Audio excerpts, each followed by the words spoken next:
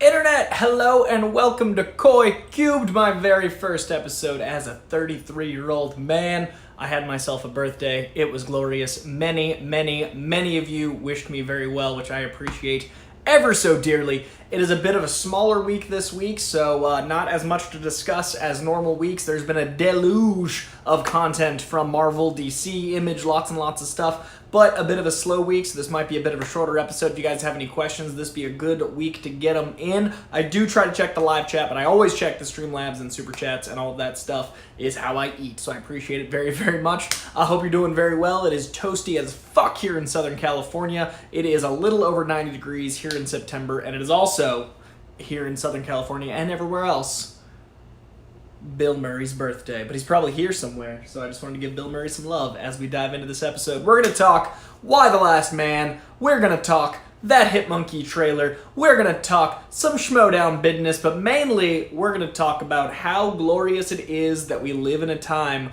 with all of this and a show as good as Ted Lasso gracing our TV screens, winning all the Emmys. We're going to talk about the Emmys, but I'm not just going to read you a list of winners. I'm going to give you my thoughts on a few of the things I'm invested in, and that's going to be that. But let's start first with Y the Last Man. Y the Last Man is a comic near and dear to my heart. I wonder if you can see it. There is, right there, you see the saga? Right here, tickle, right underneath Saga. This is the entirety of Y the Last Man. I love it very much. I reread it about 3 months into quarantine because I thought, hey, let's suffer some more. And it is an impossibly apropos look at the times. It is a jarringly appropriate read for right now. I do think if you've never read Y the Last Man, I should preface that it's one of the darker, gorier, more intense books that I put on my top 10 list. I'm usually more of a capes guy or more of a psychological horror guy. This is both a psychological thriller as well as a bit of a bloodbath. It's very intense, and I say all that because the show is following suit. Impressively, the show is pulling no punches. The show is absolutely crazy. Oh, I'm being told to turn on my AC because we've got some buffering. Please hold. I'm going to turn on my AC because we've got some buffering. One moment, Internet.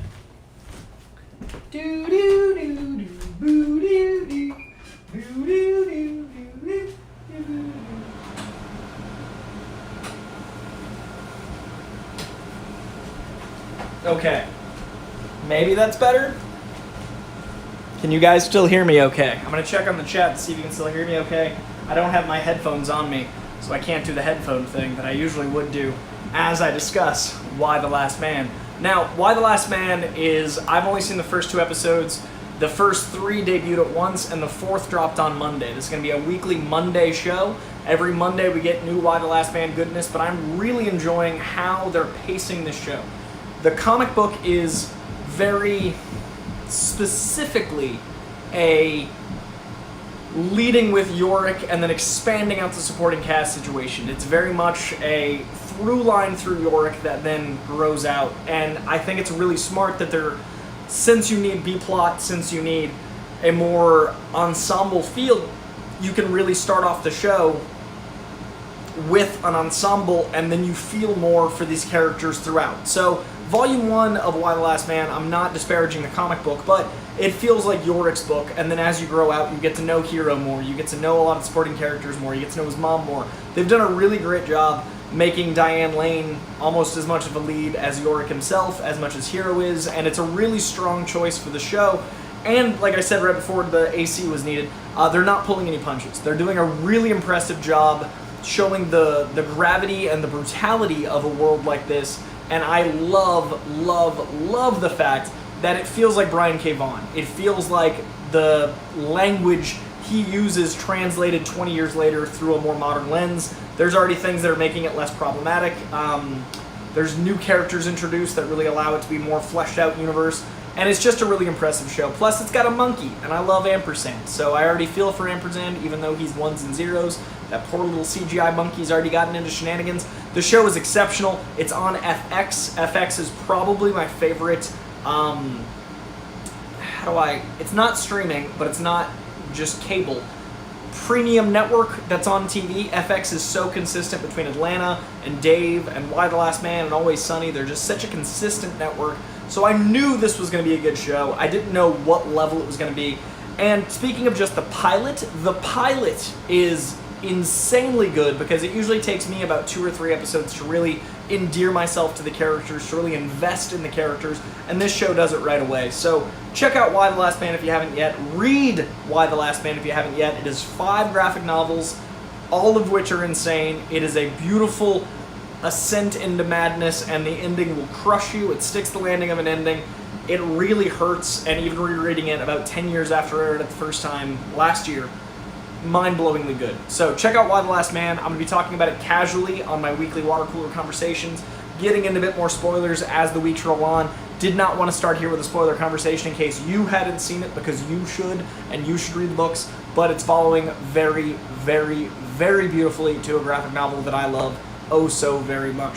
Alright, over from Why the Last Man into the glory that is ampersand into Hitmonkey. You guys, I thought for whatever reason that we weren't getting a Hitmonkey show. I thought when they canceled everything with the Revengers, we were not going to get anything. No, the Offenders, that's what it was. So they were going to do, basically the Avengers is the giant films, obviously. The Revengers is Thor Ragnarok's little ragtag group. And the Offenders was going to be the insanity of Howard the Duck, MODOK, Hitmonkey, and then they kept changing the 4th female character over and over again. But this was going to be the animated quartet that was happening in the MCU going into 2021, 2022. Things got delayed, things got canceled. I thought Hitmonkey was gone. Hitmonkey lives on. Now, if you're curious what Hitmonkey is effectively a John Wick show with a monkey. So if you want to see John Wick, but instead of just shooting with 2 hands, he's got 2 hands and 2 feet, Hitmonkey's your guy. In this case, they've also cast Jason Sudeikis as another very capable agent. They've cast Olivia Munn. They've put together an insane artistic team. The show looks great, and it's about a goddamn Hitmonkey. It's very John Wick. There's a lot of backstory of sorrow and intensity. There's a lot of samurai overtones. Hitmonkey is a lot, and it's insane. Daniel Way invented them. It's a weird time, but arguably I'm way more excited for this than I was for MODOK. This is very much my cup of tea. It's got that Deadpool irreverence, and it's like John Wick meets Deadpool. So if you're a fan of either of those things, keep your eyes peeled for some goddamn Hitmonkey. That is coming to Hulu in November, and there's a trailer available right now for you to watch. So head over to YouTube, well, you're on YouTube, you're watching this, but head over to other YouTube after the show and check out the Hitmonkey trailer. John Wick is a monkey. Dive in. It's a weird time. All right, those are our top 2 stories. We're going to talk about the Emmys here in a second, but I want to check on the chat after they so helpfully told me to turn on my AC because it was, in fact, very hot. It is 86 inside my apartment, which is too many degrees. It's too many. It's me and Spidey we're just not Septembering yet. It is fucking hot. Alright, you lovelies, let's see what you guys have going on. We've got Efrain Guzman, hope you're doing well. Legacy Coy, how's your teeth? Latest update, are familiar with Venom 2 post-credit scene, and a 1-word answer thoughts. That is a great question. First of all, Tooth Saga, very well. 2 teeth, feel good. 1 tooth on April 8th is going to get attacked next, and then the last tooth is probably late October. So far I've spent $5 grand. Hopefully it's not another. We'll see. Good God. But yeah, so it's going well. I'm in a lot less pain. I'm feeling better. 2 down, 2 to go. The 2 worst are done. The 2 medium are coming. Now, as far as Venom 2 post-credit scene, I can officially tell you I've seen Venom. I can't tell you what I thought of Venom. I can't tell you anything about Venom, but I can tell you that the Venom I saw did not have a post-credit scene. I cannot give you a reaction yet. I can't give you a review yet. I can do that next week. So next Wednesday, expect a Venom review. And at the same time, next week in general, expect some Venom coverage from your boy, who may or may not have talked to Tom Hardy, who may or may not have talked to Woody Harrelson, who may or may not be talking to Andy Serkis soon about Venom. That being said, I didn't have a post-credit scene because they usually don't do post-credit scenes on early runs of the film, and I saw it before most of the cast. So again, I can't talk about it yet. I'd like to. I'm excited to when I can. I'm really excited for you guys to see the interviews and stuff I'm cooking up with Sony. I'm really, really stoked and happy Nerdist hit me up. But do check out Nerdist's page next week, and do keep an eye out for some stuff that Sony's going to be doing with your boy. And I cannot say a single thing else, except I don't know about the post-credit scene's validity, because I saw this movie a little while ago, and it's been really hard to keep quiet about it. I've seen it. It's been a little bit. So at the time of my experience, I don't know, but I'm excited, and I'm seeing it again in a couple days, hoping there's a post-credit scene. We'll see. But that's all I can say. I don't want to get in trouble. All right, Haskell, Mr. Edward Haskell, I'm going to see you in New York. 3 weeks? 3 weeks. Very excited about it. I drink Premier Protein sold at Costco. If you drink it, what's your favorite flavor? I love chocolate. I don't have a Costco membership. I'm personally a vanilla warrior blend guy. I drink vegan protein because dairy makes my skin angry, and there's a lot of dairy and a lot of proteins. So I drink vanilla vegan for my gains. Spider Coy, favorite costume is Ben Riley. I would have thought it would have been the simple original. No, I'm a weirdo. MK Songbird, what up? Curtis Mason in the chat. He just watched all of Ted Lasso. We're going to talk about Ted Lasso here in a second. Good old Curtis Mason, big fan of that guy. Can't watch live, but press the like button. And Coy, please read One Piece. Not Rick Morris. I probably won't have time to read One Piece until my grave, because it's really big, and I'm reading 50 to 60 comic books a week and trying to read a nonfiction book a week. It is very unlikely I will have time for any manga, but I've heard it's very good, and I'm loving that you love it. G. Koba, what up, Coy fan? Chillin', man. A little hot, doing well. Hope everybody's doing well. I agree, MK Songbird. G. Koba, Coy, you ever read Nailbiter? Just started it. It is awesome. I did, and I enjoyed it quite a bit. Michael McCarcel, hell yeah. Just got home from work just in time. Hope you're all doing well. Michael McCarcel, I'm very excited for the spooky season for you, good sir. Let's see. Delish, talking about protein and the goodness. We got Black Loki 3004 in the chat. We got a lot of love in the Koi Pond, makes me real happy. I was, in fact, making sure Spidey was good. Not in the Spidey suit, but it's very tempting. Anyone see the new Diablo 2 trailer with Simu Liu? Check that out. I'm not a big gaming guy, but it did look pretty bitchin'. All right, we are, in fact, live. General chaos, and then we are back. I want to see if anyone has any thoughts about the things we actually discussed. After I watched Why the Last Man, should I read the graphic novel? Jesus, absolutely you should. Let's see. And it was a great comic books from craft beer from last year. That is a very good point. If you guys want to see an in-depth coverage of Why the Last Man, I do a show called Comic Books and Craft Beer. I need to do another one, but my guests have been hard to wrangle, and I want to keep my guests at a premium. But if you guys want to see me discuss Why the Last Man in length, check out Comic Books and Craft Beer. It's one of my favorite shows on this channel. There's a whole playlist. Comic Books and Craft Beer. One of them, two of them, Why the Last Man. Look up Why the Last Man, Comic Books and Craft Beer. It's on this very channel. Very proud of that stuff. And you want to know what I thought of the comic book? We go through it, and that'll be fun to do alongside the FX show. Great call, Mr. Michael McCarcel. Let's see, the last 3 episodes have been so good. I agree, Ronan, talking about Why the Last Man. John Wick is a monkey. Cool Hit Monkey sounds like a mobile game on my Android, but it's even better. Did watch Moki, I did like it. I was okay with it. I was like pretty neutral about it. Random Cupid, do you know what the floating eye thingamajigs are in the Eternals? Got some theories, but I don't know for sure. Hello, if you want to get into reading Spider-Man comics, what is a great place to start? Shatman TV, Ultimate Spider-Man is the best gateway drug into comic books, period. It is certainly the best gateway into Spider-Man. Ultimate Spider-Man, Brian Michael Bendis' run from Peter all the way through Miles is exceptional. Highly recommend that. Have I seen Dune yet? And if so, how did you find it? I have not seen Dune yet, but I'm seeing it very, very soon. I'm very, very excited. It's one of my most anticipated of the year. Remy's art is jealous. I get it. I get it. And so Coy was Venom 2, but can't say anything. I don't know what you're talking about. I just gotta wait a couple. I gotta wait a week. I gotta wait a week or so. Okay, back to the news. Ted Lasso. Talking about the great Curtis Mason. Ted Lasso won hella Emmys last night. The Emmys were fine, but the wins for Ted Lasso were exceptional. Not only did Roy Kent win, which is, I mean, he's here, he's there, he's every fucking where. He's Emmy winner, Roy Kent. I'm so excited for Brett Goldstein. I'm so excited for Jason Sudeikis. I'm so excited for Hannah Waddingham.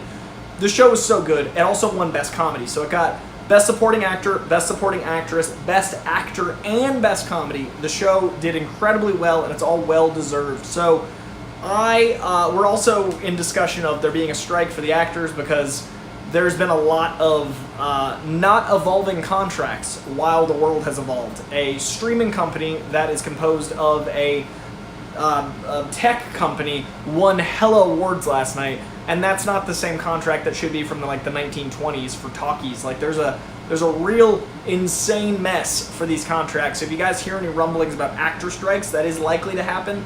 I'm team fix this shit because it's not fair that we're living in outdated contracts.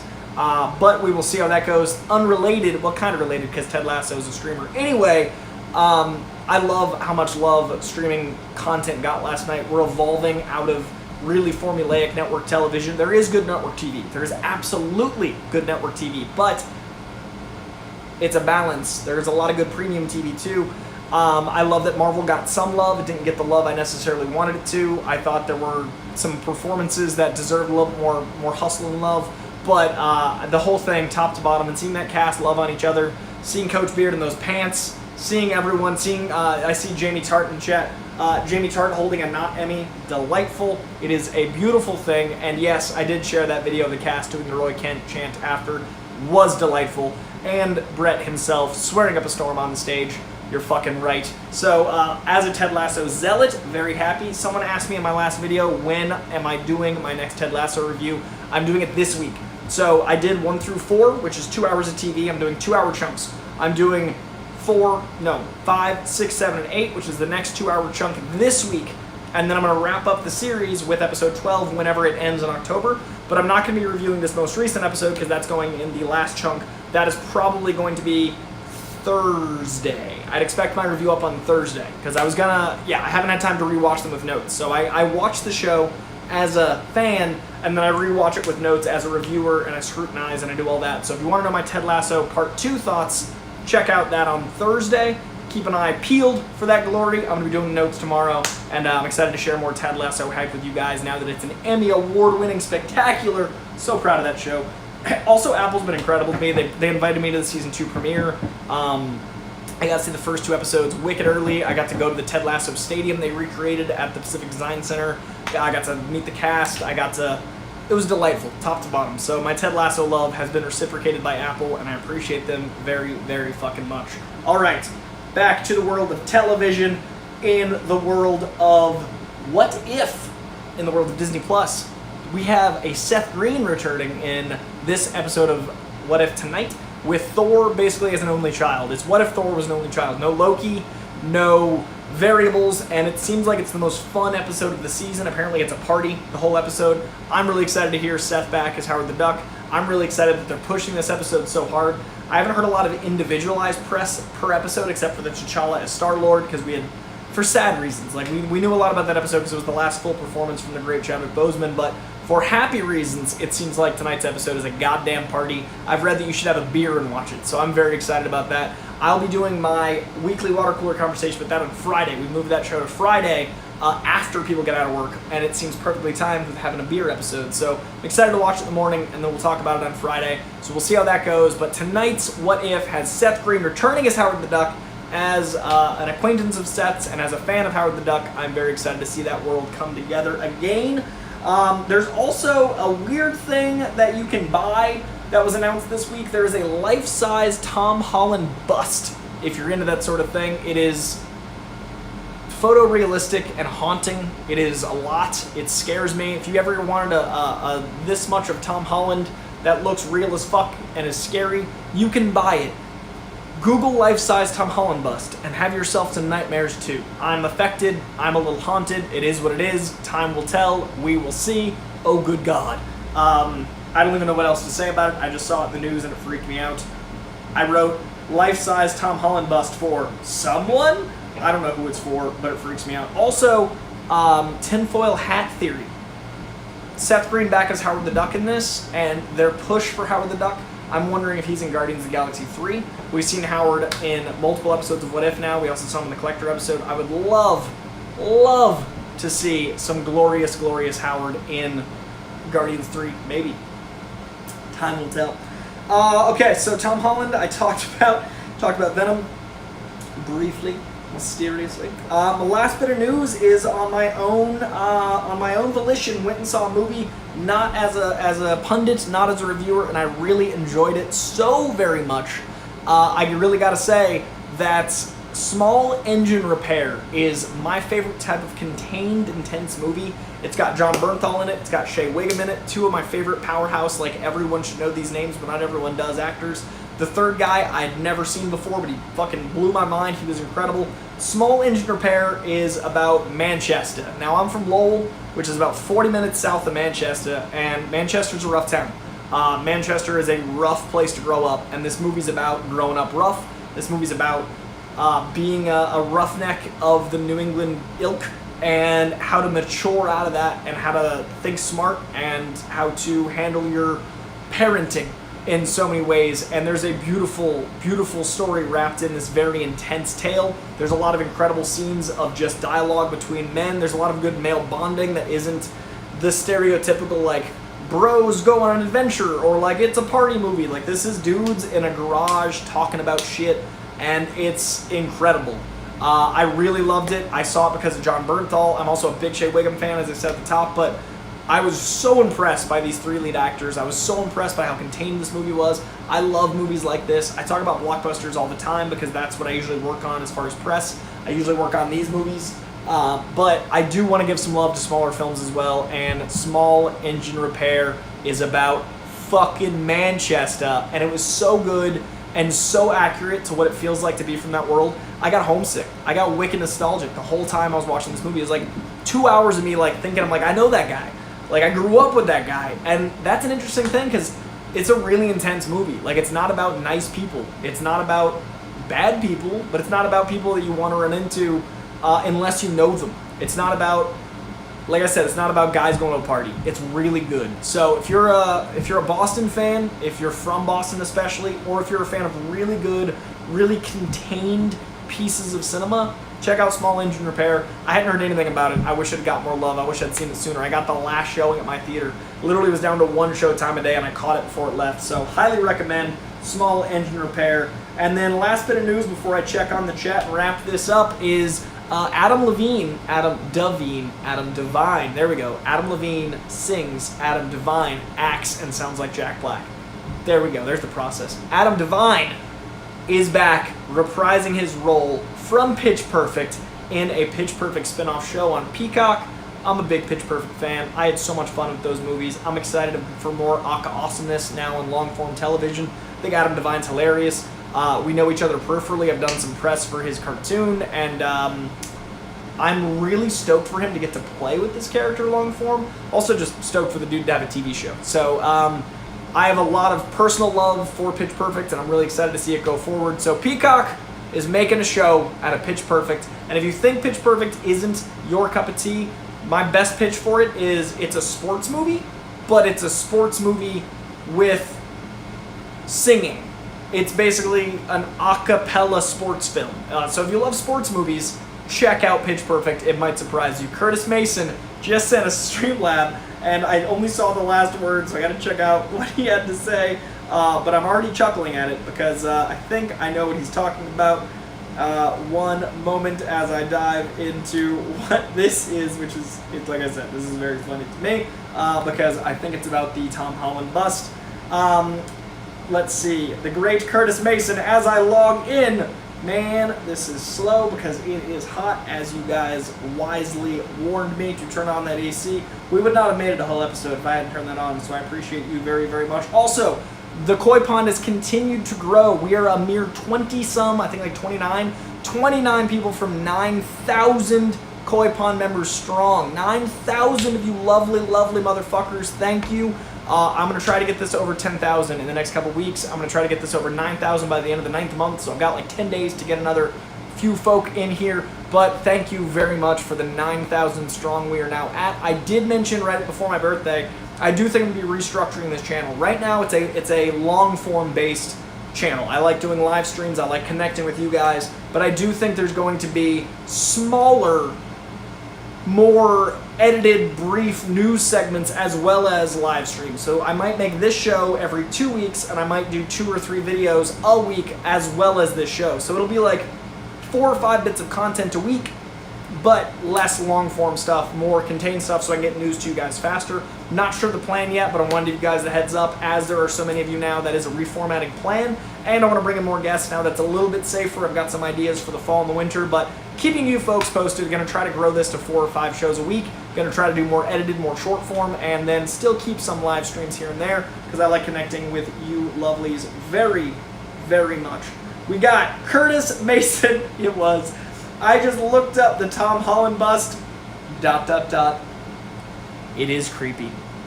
Oh, it is so creepy. It is terrifying. It is haunting. It looks into your soul. It is like a roommate you didn't want that also is like the decapitated head of Tom Holland. I have a Deadpool bust. I love my bust. It is one of my favorite things in the world. It's currently wearing a birthday hat because my birthday was a week ago today. No, a week ago tomorrow. I turned 33 on the 15th, and I put that birthday hat on him at midnight. I put a birthday hat on me at midnight. We took a photo at midnight, because that's what you do when you're sane. I love busts, but they should not be photorealistic busts of humans you can meet. That seems like one step away from kidnapping. It haunts me. It freaks me out. Curtis Mason, thank you for looking it up. Thank you for sharing in my fear. It's uncomfortable. Deadpool bust, still weird. Still weird, but less weird, admittedly. All right, and thank you for the super chat, Streamlab, good sir. The Streamlabs they mean the world. Thank you, thank you, thank you very much. All right, I'm gonna check on the chat after I briefly talk about Schmodown. I am going to New York for the New York Schmodown live event with my boy Josh Horowitz. Josh Horowitz is playing Griffin Newman and Josh are going head to head in New York. I'm gonna be there. But it is also the weekend of New York Comic Con and ya boys press, so I'm also going to be at New York Comic Con. I'm likely going to do New York Comic Con either Thursday or Friday because I have my event on Saturday. But Brian K. Vaughan is going to be there on Saturday at 2 p.m., so I'm going to try to go to that as well. But if you want to run into me, I'm thinking I'm going to do like a Thursday or Friday Koi Pond meetup. I'm gonna say where I am, and we'll all just hang out for a little bit. I got some ideas. So if you're in New York, October 7th, 8th, 9th, 10th, that weekend, I'm thinking a Thursday or Friday Koi Pond meetup. I'll let you guys know. Very excited about it. And you can definitely 100% find me at the Schmodown event on Saturday in Brooklyn. You're gonna also see me all over New York eating pizza, likely in Soho. I'm a big Soho fan. You're gonna see me hanging out in Soho quite a bit.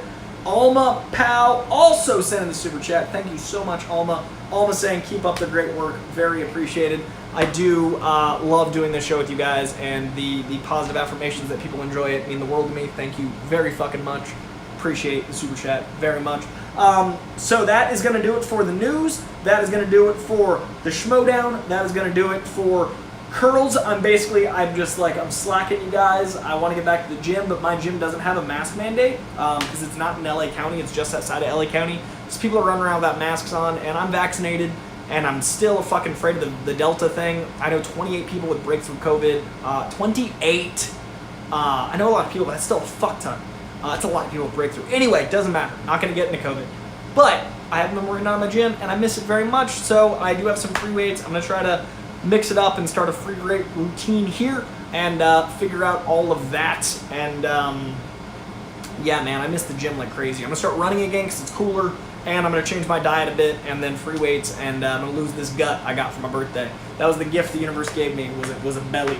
Oh, actually, if you guys don't mind, since this is a shorter episode, pause for one moment.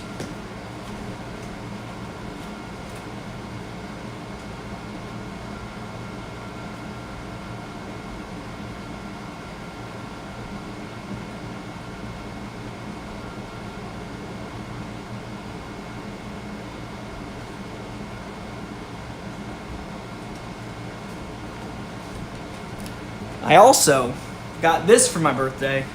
This is one of my favorite possessions. Like, house burns down, I grab Spidey. I grab like personal memorabilia, and this is one of the things I grab.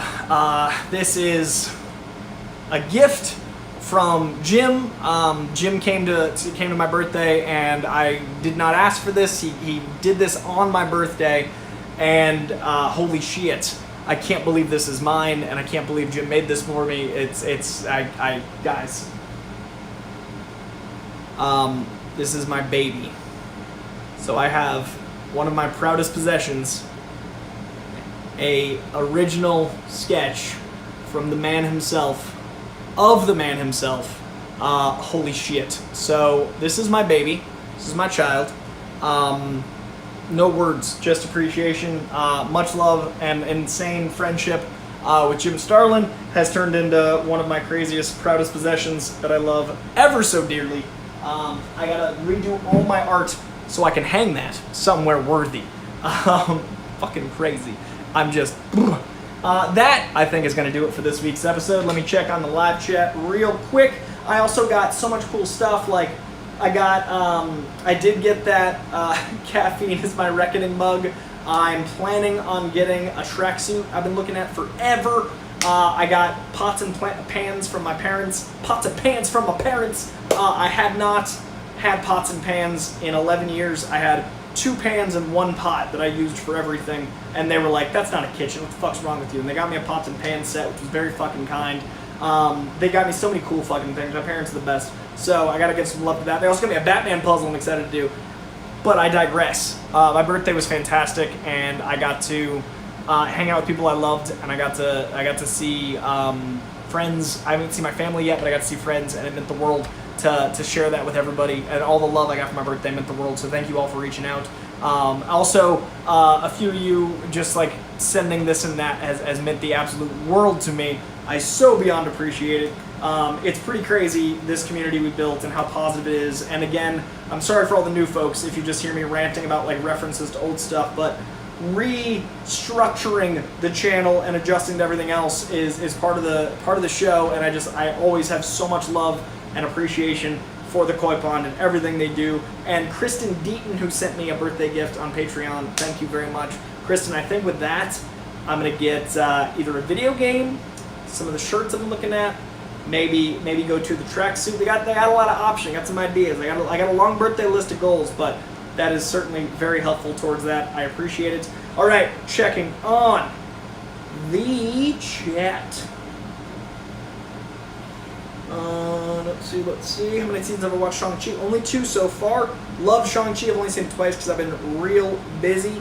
But I do want to see it again. I do think it's going to be a third-timer MCU, which is not all the MCU films. I think out of the 25 MCU films, I've only seen 10 of them 3 times in theaters.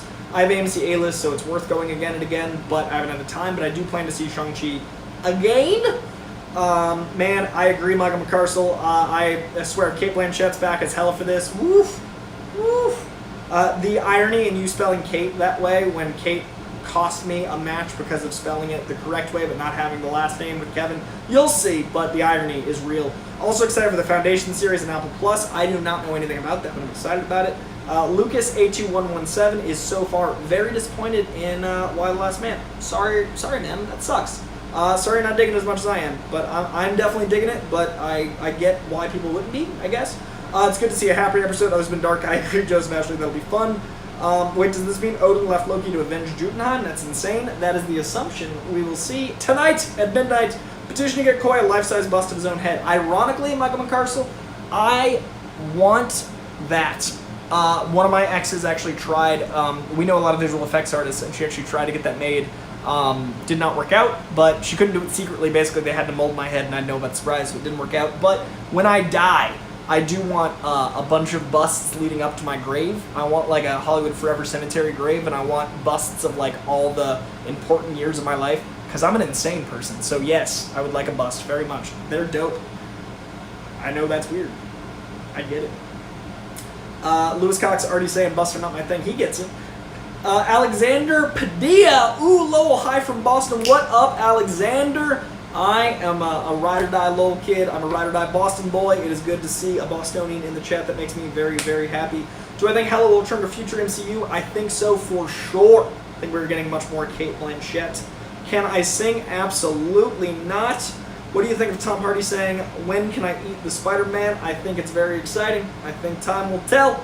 Yeah, it has hair. It's terrifying. Coy, have you seen the new Halloween Kills trailer? I love it. Can't wait for the movie. I was so uncomfortable in the last Halloween movie, I've actually avoided the new trailer because I don't like being scared anymore. As I get older, I just don't enjoy that feeling. It's not for me, but everyone I know that loves horror loves it, so I'm so fucking happy for everybody else. I've literally avoided it like the plague. If it's playing in the theater, I'll probably fucking leave. I don't like that feeling. I don't even watch Schmodown, but I wish I could go just to support the quirky Mercs and Coy. That means the world, Michael Carcel. Thank you so fucking much, man. Everyone come out to New York if you can. Why do I feel like Brian K. Vaughan's work is like Bill Watterson's best for page only?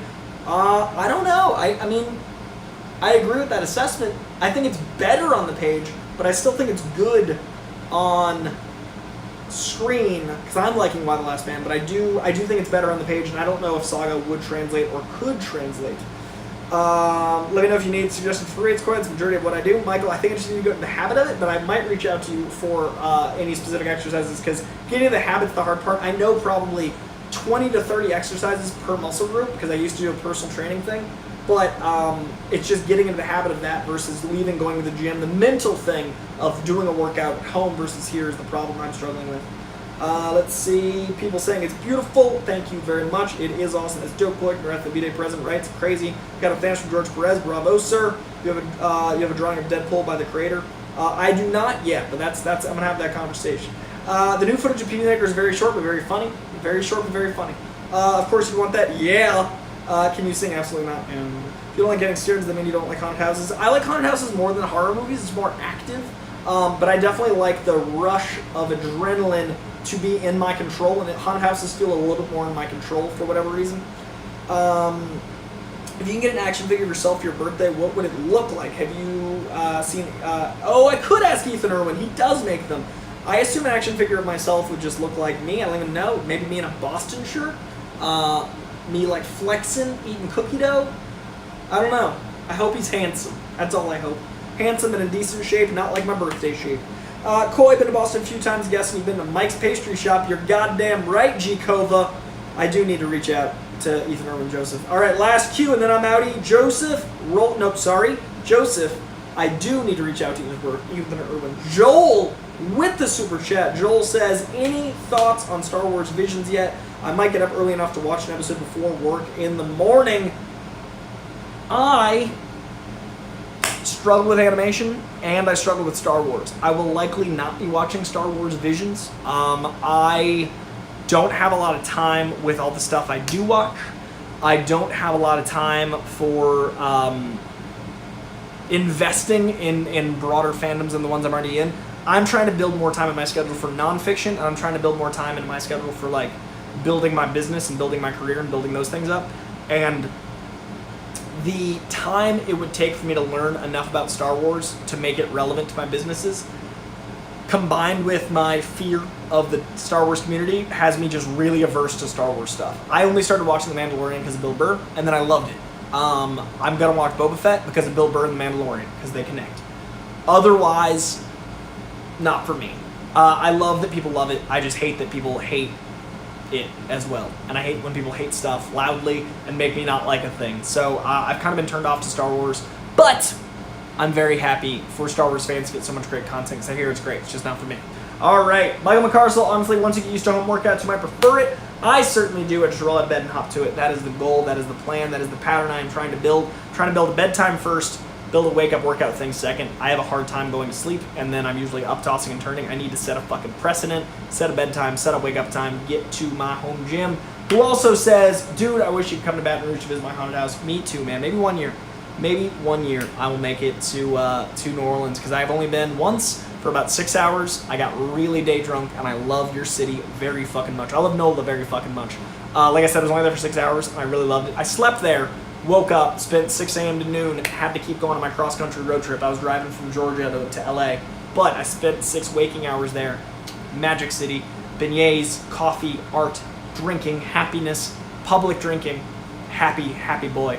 All right, that is going to be it, you lovelies. I will talk to you all very, very soon. Today, Coy Cubed. Tomorrow, Coy Cast. Everywhere you get your podcast, anywhere you stream. If you want long-form versions of all the stuff, and you want breaking news and all that jazz. Next week, big 2 guests on Coy Cast. We got Candy Garcia and Gabriel Piccolo on next week Coycast. So today, Coy Cube, tomorrow, Coycast. Thursday, Ted Lasso, episodes 5, 6, 7, and 8 review. Friday, weekly water cooler conversation talking about What If, Ted Lasso, and whatever movies I see between now and then. And then this weekend, I got some Schmodown business to get to. And then next week, we start all over again. Plus, I'm going to try to get more TikToks out there. So if you guys don't follow me on TikTok and Instagram, that's how you find me in the in-between weeks. So much love to you folks. Let's get this page over 9,000. I want to be able to yell Vegeta things. Just let me have that. It is very important to me to yell over 9,000 just for me. Just for me. We're like 40 or 29 away. 29 away. Let's get there. All right. Much love to you folks. Next week, lots of stuff. This week, lots of stuff. Now I'm rambling. Get to Fat Man Beyond Ken. Send my love to Kevin and Mark. And I'm going to see them in person next week at their next live show. Okay. Now I'm really done. I'm totally rambling. Much love.